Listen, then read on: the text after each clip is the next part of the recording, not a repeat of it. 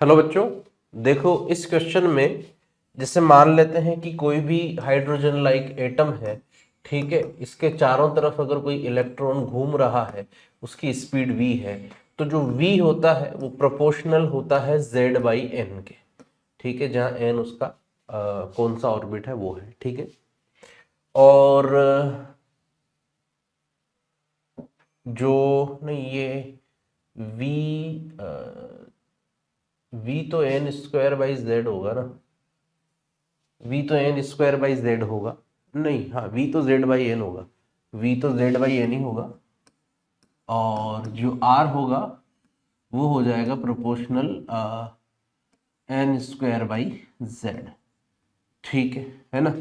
ऐसा होता है। अब एक्चुअली हमारे को स्पीड r में रिलेशन निकालना है ना।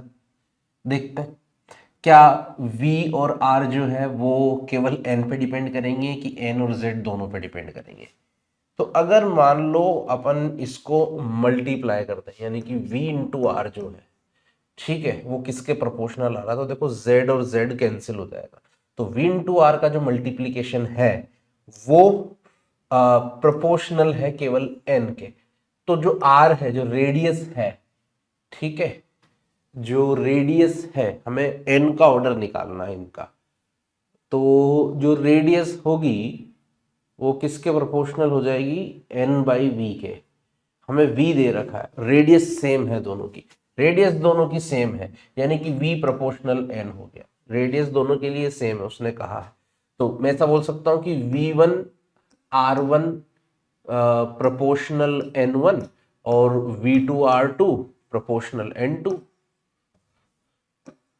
Proportional n2। इन दोनों का रेश कांस्टेंट दोनों में सेम रहेगा, रेश r1 r2 सेम है।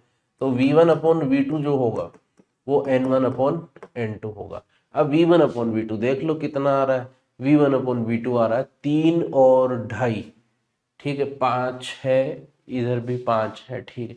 3 अपॉन 2.5 यानी कि 6 अपॉन 5 का आ जाएगा ये रेशियो। तो 6 एंड 5 आएगा, जो ऑर्डर आएगा ना एनर्जी स्टेट का, वो 6 एंड 5 आ जाएगा इस तरह से।